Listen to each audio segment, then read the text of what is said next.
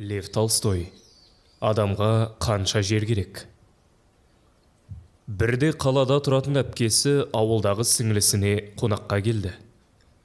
Оның күйеуі қалада көпес. Ал күйеу баласы ауылдың қарапайым мұжығы еді. Басы қосылса болды, әйелдердің мақтанатын әдет емес пе? Дастархан басында ыстық шайды сораптап қойып, әпкесі бүй деді. Әй шіркін, қалада өмір сүру бақыт қой. Тап-таза жүресің, киімің былғанбайды, балаларды әдемі киініп жүреді. Қалаған дәмді тағамды жейсің. Кешке сейіл серуенге шығасың, арасында театрға барып тұрасың деп көлгірсей жөнелді. Оның әңгімесі сіңлісінің қызғанышын оятты. Ол да қарап тұрсын ба? Саудагерлік салтты даттап, ауылдың намысын қолдан бермеуге тырысты. Мен өлсем де қалада тұрмас едім. Жұпыны қоңыр тіршілік кешсек те жанымыз тыныш. Сендердің киімдерің тап-тұйнақтай болғанымен, іштеріңде не өліп жатқанын Құдай білсін. Тек сауда-саттықпен, есеп-қисаппен ғана тіршілік кешесіңдер. Тиын санағаннан жер емген артық деген. Бүгін қалың көрпеде отырсаң, ертең тақырға отыруыңда оп-оңай. Ал біздің тіршілік қалаға қарағанда тұрақты. Тоя тамақ ішпесек те аш болмаймыз. Пішту, сасыған мал қораның ішіндегі тоқшылығыңа береке берсін. Адам секілді өмір сүру қайда сендерге? Не десең о де, күйеуің мұрыннан қан кетіп, таңнан кешке дейін еңбек етсін. Бәрібір осы шаң тезектен арыла алмай өміріңнің өткен. Балаларыңды да болашақта күтіп тұрған осы кеп. Несі бар? Пешенемізге жазған осы. Есесіне ешкімге жалынбай, шалқайғанға шалқайып, иілгенге иіліп өмір сүреміз. Ал сендер тоя тамақ ішкендеріңмен сайтанға тез берілесіңдер. Сайтанның тырнағына біріліксең, қарада тұр. Ертең-ақ күйеуің бар тапқан таянғанын қартаға салып жібереді де, не ішімдікке шашады. Сөйтіп, бар жиғаның бір күнде заяу болады. Мойындайсың болсына, деді сіңлісі. Бұл кезде сіңлісінің күйеуі Пахом ошақ басында жатып, қатындардың әңгімесіне құлақ тігіп жатқан еді. Ол іштей әйеліне жақтасып отырды. Әй қатын жарайсың, жіңішке жерінен ұстадың. Бұл талассыз шындық. Қаладағылар сайтанға тез жеңіледі, ал біздің сайтанға алдануға еш уақытымыз жоқ. Үнемі жер ананың төсін тырмалаумен күн кешеміз. Әттең жерім аз болып тұр. Егер көп болса, азғыруға келген іблістің бетіне түппәй деп түкірер едім, деді күбірлеп. Әйелдер шай ішіп болған соң, ыдыс аяқты жинап, ұйықтауға кірісті. Әңгімені ошақ ішінде жатқан сайтан да естіп отырған еді. Ол Пахомның жерім көп болса, сайтанның бетіне түкірер едім деген сөзін естігенде қатты қуанды. Қап бәлем, қарада тұр. Мен саған армандаған жеріңді беремін. Бірақ сол сәтте иманыңды аламын деп, бір зұлым істі ойға алды. Пахомның ауылында орташа дәулетті әйел тұрды. Оның иелігінде 120 десятин жер болды. Ол айналасымен тату тәтті, ешкімді ренжітпейтін. Бір күні оған шаруашылығын жүргізуші болып, отставкадағы солдат жалданды. Ол келе сала мұжықтарды айыппұлмен қанға қақсатты. Бұл Пахомға қиын тиді. Оның жылқысы байдың бидайына түсіп айыппұл төлесе, ертесіне сиыры бақшасын ойрандап кетеді. Не қарғыс атқыр бұзаулары шарбағына кіріп кетеді. Бәріне айыппұл төлеуге тура келді. Әр өтеу төлеген сайын Пахом да айғайға басып, бала шағасын сабады. Жазда Пахом осы солдаттың кесірінен әбден шығынға батты. Ақыры шаршап, малын алысқа жаятын болды. Шөп аз болса аз болсын, тек құлағы тыныш, қалтасы жұқармасы болғаны. Қысқа қарай бай әйел жерін сатпақ екен. Ол жерді сырттан келген әлдебір ақсүйек алады деген сыбыс тарады. Мұны естіп мұжықтардың зәресі ұшты. Егер жерді сырттан біреу сатып алса, айыппұлды одан бетер салып діңкемізді құртады. Ал бізге жерсіз қиын тиеді, өйткені бәріміз сонымен күн көріп отырмыз десті. Олар ақылдаса келе, әйелге жерін сырттың ақсүйегіне сатпауды өтінді. Өздеріне берсе көбірек төлеуге уәде берді. Обал не керек, бай бұған келісті. Мұжықтар жерді сатып алайын бас қосса болды. Қас қылғанда баяғы сайтан араға түсіп, бұларды бір тоқтамға келтірмей-ақ қойды. Олар кеңесе келе, әрқайсысы шамасына қарай сатып алуға бекінді. Бұған да Барыня кеңшілік танытты. Сөйтіп жүргенде Пахом көршісінің 20 десятин жерді жарты ақшасын төлеп, қалған жартысын қарызға 1 жыл мерзімге шегеріп алғанын естіп, тынышы кетті. Жер тұмсығымның астында сатылып жатыр. Бүйтіп аузым ашылып жүре берсем, дымсыз қалармын деді. Сатып алуды ойласып, әлеуетін бағамдады. Оларда сақтаулы 100 сом болатын. Бал араларының жартысымен құлыны бар еді, оны да сатты. Олдарын жұмысқа орналастырып, жетпеген бөлігін жұрттан қарыз қалды. Санаса, керекті ақшасының жартысындай жиылыпты. Ақшасын қолына алған Пахом талтаңдай басып өзі көздеген 15 десятин жерді ағаштармен қоса көзбен мөлшерлеп алды да Барынямен саудаласуға кетті. Сауда ойлағандай шешілді. Қалаға барып жерді заңдастырды. Жартысын төлеп, қалғанын 2 жылда төлеуге міндеттенді. Осылайша Пахом жер иесіне айналды. Сол жылақ мол тұқым қарызы қалып, жаңа сатып алған шұрайлысына егін салды. Құдай сәтін салғанда егіні бітік шықты. Жұртқа да, Барыняға да айналасы 1 жылдың ішінде қарызын қайтарды. Сөйтіп Пахомың шікірейген жер иеленуші болып шыға келді. Өз жерінде жер жыртып, егін салып, шөп орып, бұта шауып, мал арқандады. Өзінің мәңгілік мекенін тапқандай, жеріне жер жыртуға барса да, отын шабуға келсе де, көңілі көтеріліп, қуанумен болды. Бұл жердің шөбіне шейін бұрынғыдан басқаша өсіп, көгеретін сияқты. Бір ғажабы шалғын болып көрінді. Осы жермен бұрын талай өтіпті. Бірақ дәл қазіргісіндей қарағанда көз жанары ләззаттанған еместі. Осылайша Пахом шад-шадыман күн кешіп жатты. Бірақ қай нәрсе бітпес қуаныштың қайнар дейсің. Егерде мұжықтар Пахомның астығы мен шөбіне деген қысастықтарын бастамағанда, бәрі жақсы болар ма еді, кім білсін. Шын көңілмен өтінді. Тыңдаған бірі жоқ. Біресе сиырларын мұның шөбіне жіберіп алса, бірде жылқылар жайқалған егістігін жапырады. Оларды қуудан жалықпаған Пахом кешіре білді. Соттасып жатпады. Ақыры әбден шыдамы таусылып күндердің бір күні сотқа арыз түсірді. Сөйтіп көршілермен бет жыртысты. Оларда реті келсе шалып қалуға тырысатын болды. Пахомның жері қаншалық кеңігенімен жұртпен қарым-қатынасы да соншалық тарылып қоя берді. Бірде Пахом үйіне бір диуана бас сұқты. Оған тамақ беріп, тынықтырып жөн сұрады. Ол еділден келемін деді де, ол жаққа халықтың қалай ағылып жатқанын майын тамызып әңгімеледі. Айтуынша, ол жаққа барғандарға 10 десятинадан жер беріліп жатқан көрінеді. Ондағы жерің, деді диуана, арпа ексең аттың бойы көрінбестей қалыңда биік өседі.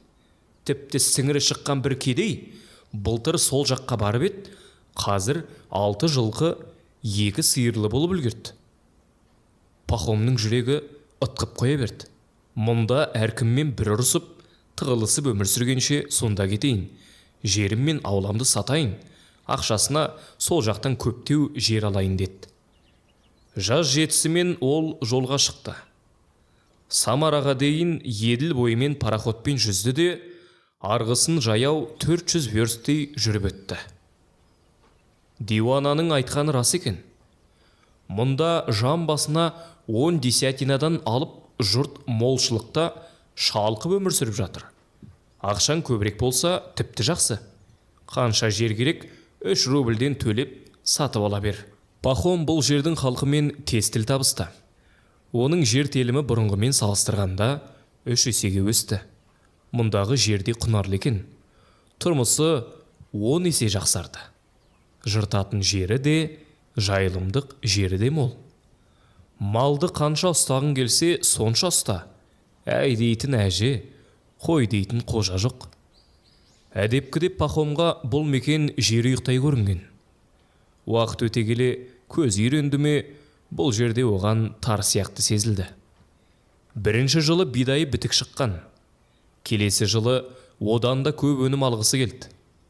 Бидайын тұқымға айналдырып ет, дән себетін жер аздығы білініп қалды. Ол саудагерлерден бір жылға жалға жер алды. Бұл жолы да егін мол шықты. Бір кемшілігі, егістің орналасқан жері селодан тым жырақ. 50 верст жерден қатынауға тура келеді. Айналасын аңдаса, хутор салған саудагерлер күн санап байып жатыр. Істің көзін білет қулар, деп қызғанышпен қарады.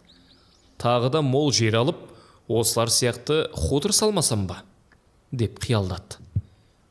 Өстіп итшілеп жүргенде 3 жыл сырғып өтті.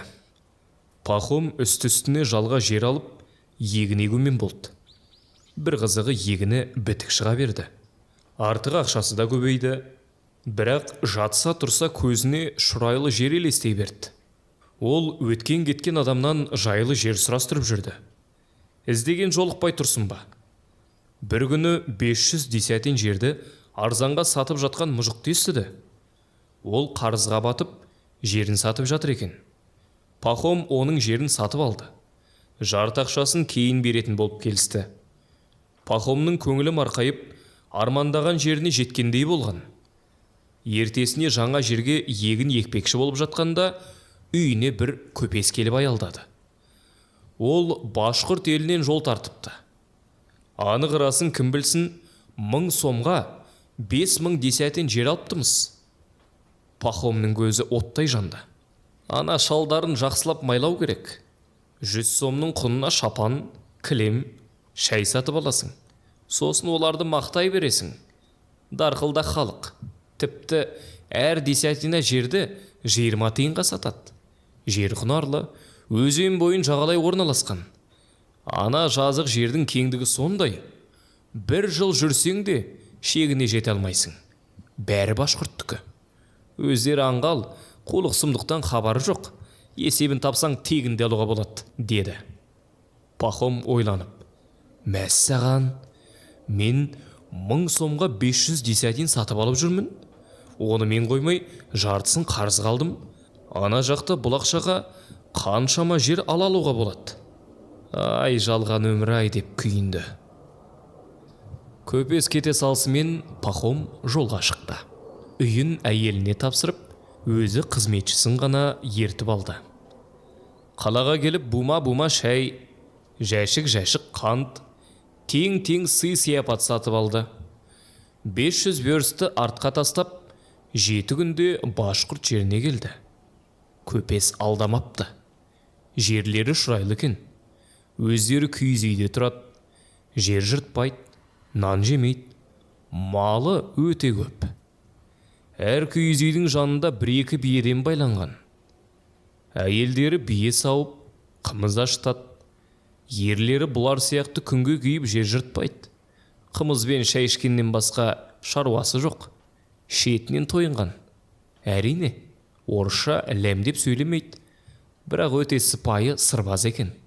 Жұрт Пахомды құрақ ұшып қарсы алды. Мұны ең тәуір киіз үйге түсірді. Төрге шығарып, астына мамық көрпе төседі.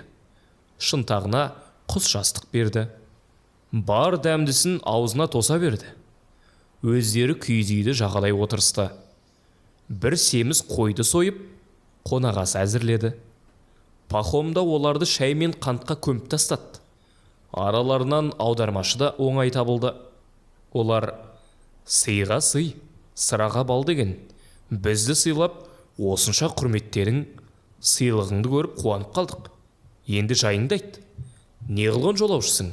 Бізден не көмек керек, деді. Мен егін егетін жер іздеп келдім. Бізде жер аз. Оның үстіне жыл сайын егінеге беріп, құнарда таусылды. Ал сіздерде жер деген шұрайлы екен. Мұндайды мен бұрын соңды көрмеппін, деді Пахом басын шайқап. Мұны естігенде башқұрттар бір-біріне қарап, өзара күбірлесіп жатты. Пахом уайымдап тағатсыздана түсті. Түрлеріне қараса, жүздері жайнаңдап, көңілді отыр. Бір кезде тыншып, Бәрінің назары Пахомға ауды. Аудармашы бүй деді: «Сен құдай қонақсың. Сенің қолқаңды кері қайтарған жарамас. Бұйымтайың жер болса береміз. Тек өзің көрсет, қай жер керек екенін», деді. Башқұрттар өзара тағы да сөйлесіп, әлденеге таласқандай болды. Пахомның іші қылп етті. Аудармаштан себебін сұрап еді, ол: «Біреулері жердің жайын старшынадан сұрау керек дейді. Ал бірі бұл онсыз да бітетін істеп жатыр», деді. Бір кезде үйге түлкі тымақ киген адам кіріп келді. Аудармашы иегімен нұсқап: «Старшына осы», деді.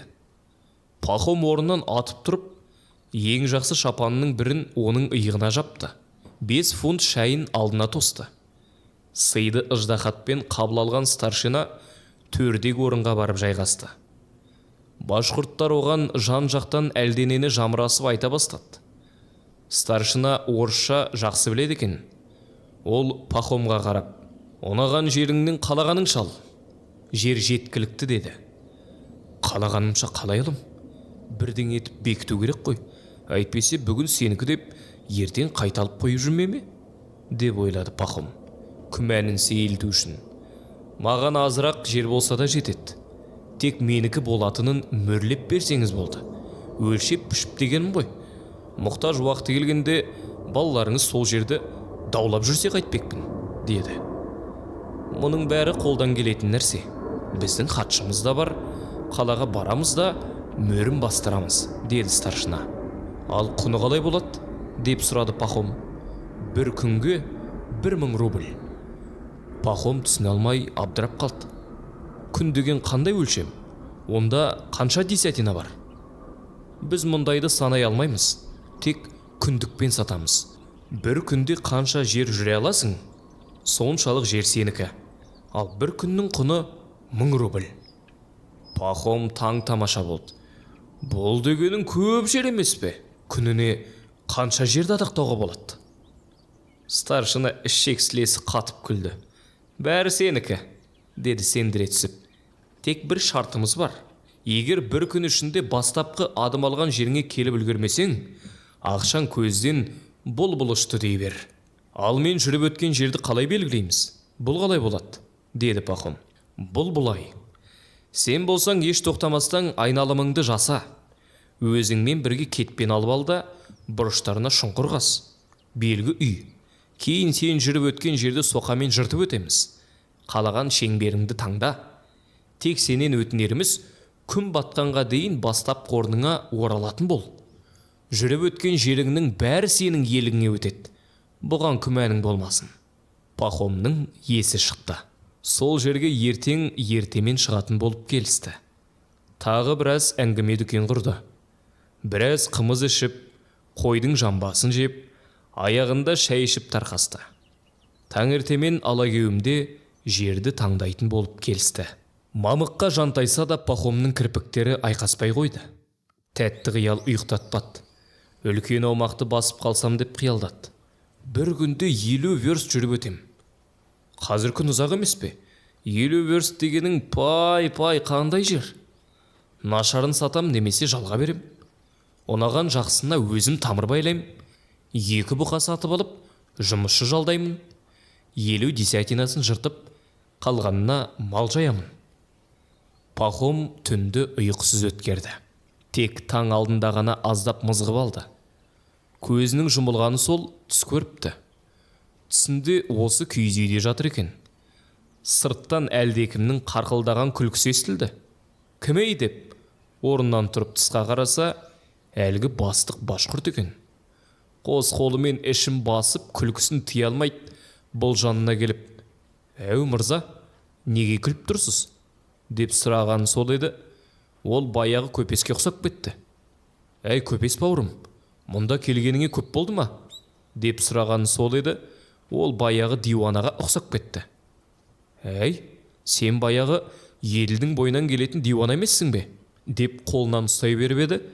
Ол мүйізі қарағайдай, тұяқтары тақылдаған сайтанға айналды. Сайтанның ішек-сілесі қатып тоқтамай күле берді. Бір кезде анадай жерде жатқан мәйітті көзі шалды.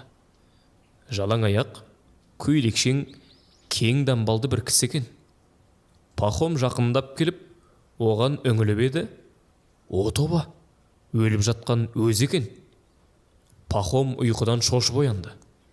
Қара терге түсіпті. Түсім екен ғой. Түс түлкінің боғы деген. Түсіңе не кіріп, не шықпайды деп өзін жұбатқандай болды. Есікке қарап еді, күннің әлсіз жарығы сығалай бастапты.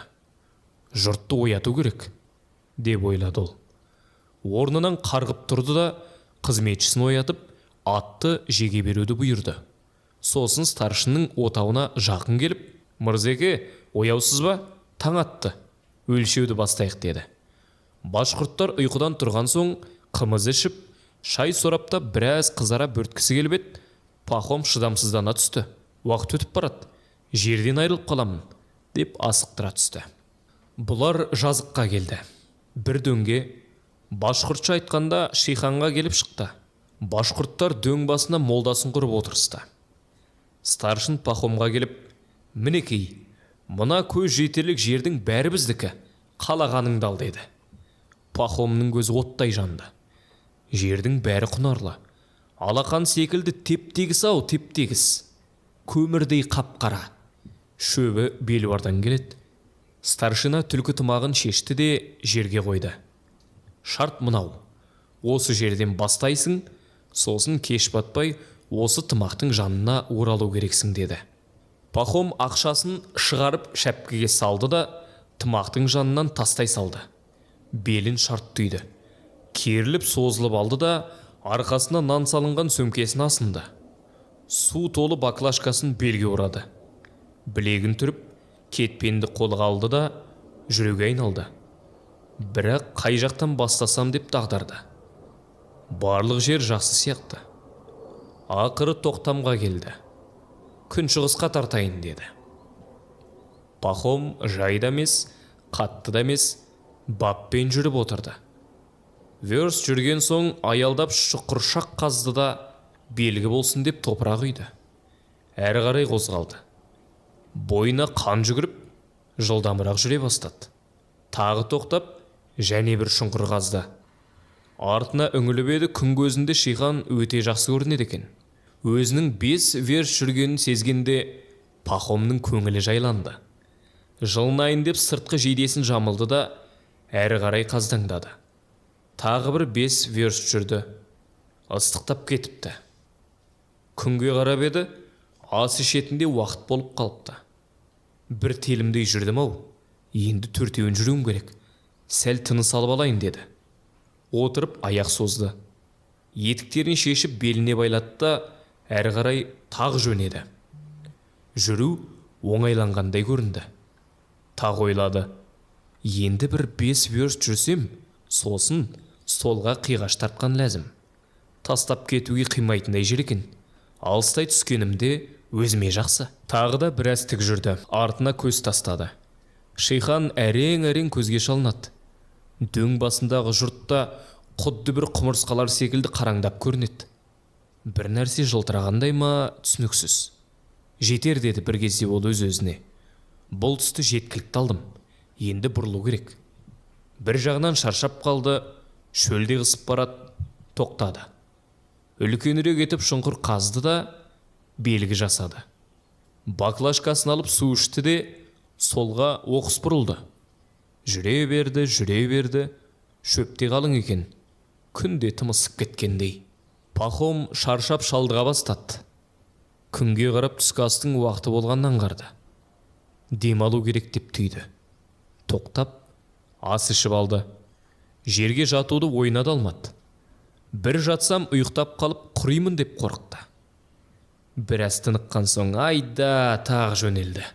Тамақтан күш қосылыпты. Күнде қыздырып барады. Ұйқыда қысып келеді. Әйтсе де жүруін доғармады. 1 сағат шыдасам өмірлік рақат табармын деп өзін қайрай бастады. Бұл тұста да біраз жер шалды. Тағы да аздап солға қиғаштамақ еді, ылғалды бір телімдер қалып барады. «Әй обалай, мұнда жоңышқа жақсы шығады», деп ол жерді де айналып белгі салды.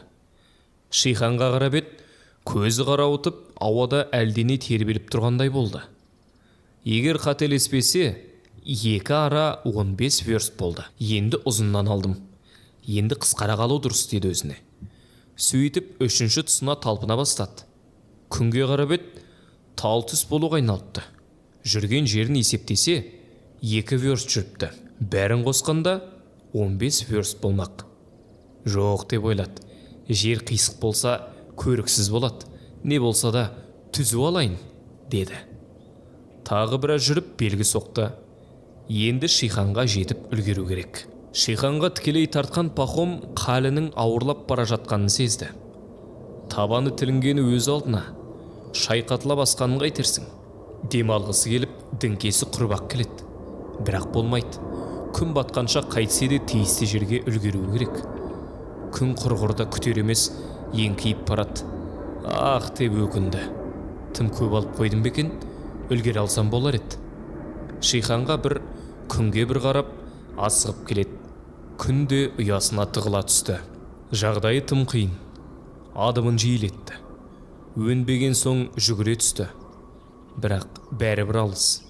Жете алмайтын сияқты. Үстіндегі жамылғысын, етігін, баклажкасын, шапкасын бәрін тастады. Кетпенді де лақтырды. Ах деп күйінді. Масқара болдым-ау, күн батқанға дейін үлгере алсамшы. Ең жаманы, осы қорқынышты ойдан жаны ышқынып келеді. Ырсылдай жүгіргені сол көйлегі мен бешпенті ащы терден денесіне жабысып қалыпты.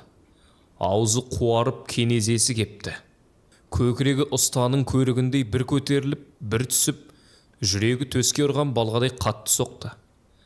Аяқтары ырыққа көнбей сүріне береді. Осынша жерден айырылып қалам ба деп қорықты. Жан дәрменімен алдыға қармана берді. Бір жығылып, бір тұрып, еңбектеп жылжи берді. Бір кезде құлағына башқұрттардың ысқырып қиқулаған даусы естілді. Жақын қалдым, қазір жетемін, деп ырсылдай еңбектей берді. Тізесі алақаны тікенге сырылып, қан жосасы шықты. Оған еңкейіп қараса, уақыт жоғалтатындай үрейленді. Көзін тер жауып, ештеңе көрмеді. Тіпті көзін сүртсе, уақыт өтіп кететіндей асыға түсті. Көзіне сағымдай болып, шұрайлы жер ғана елестеді. Соны ізінен қуалап, соқыр адамша еңбектей берді. Бір кезде көзін қатты жұмды да, ашып көріп еді, дөң басында жатқан түлкі тымақты көрді. Енді дөңге өрмелесе, межеге жетеді. Пахом күнге қарап еді, күннің шеті доға болып жартысынан жерге еніп кетіпті. Ол соңғы қуатын жиып, денесінің ауырғанына да қарамастан орнынан тұрды. Тәлтіректеп, дөңге қарай өрмелей жөнелді. Бірақ қараңғыда мұнымен жарыса түскендей жарықты жұта берді. Іші қанжылаған Пахом, қайран еңбегім еш болады-ау, деп жылап жіберді. Тоқтамақ болып еді, бірақ бір ой сап ете қалды. Күн маған батқанымен, дөңнің үстінде әлі жарық. Себебі биік жерге қараңғы кеш түседі. Сөйтті де Шиханға жылдам өрмелей бастады. Расымен Шихан әлі жарық екен. Әне, жерде тымақ жатыр. Тымақтың алдында старшын отыр. Ол ішін басып, күліп жатқанда елестеді. Пахомның аяғы сүрініп барып, алға құлағанда қолымен тымақты ұстай жығылды. Әп бәрекелді, көп жерге ие болатын болдың, деп старшын жар салды да, тымағын алайын деп еді. Пахом қысып ұстап жібермей қойды. Старшын сілкіп-сілкіп көріп еді, тымағын ажырата алмады. Әй, Пахом, бұл жердің бәрі сенікі, тымақты жібер, деп еді. Пахом ләм-мим демеді. Бір кезде Пахомның қызметшісі жетіп келді. Ол қожайынын көтеріп тұрғызбақ еді. Пахомның аузы мұрнынан қан кетіп, өліп қалыпты. Башқұрттар таңдай қағып, басын шайқап жатты. Байғұс-ай, осынша еңбегің босқа кетті-ау. Қызығын көре алмады. Қанағат керек еді, тойымсыз бейшара-ай. Енді мұны қалай еліне әкетеді десті. Қызметшісі де не істерін білмеді. Мәйітті 7 күндік жерге жеткізе алмасы анық. Иістеніп кетеді. Амал жоқ. осында жерлеуді ойлады. Старшыннан Пахомды жерлейтін жер сұрады. Ол, қалаған жеріңе жерлей ғой, деді. Ертесіне қызметшісі 3 аршын жер қазды да қожайынын соңғы сапарға шығарып салды. Сол кезде оның есіне Пахомның кешегі жерді белгілеп жүгіріп жүрген сәті елестеді. 7 күндік шалғай жерден келіп, күні бойы жүгіріп жүріп қуалағанда, бұйырғаны 3 аршын ба? Деп басын шайқатты.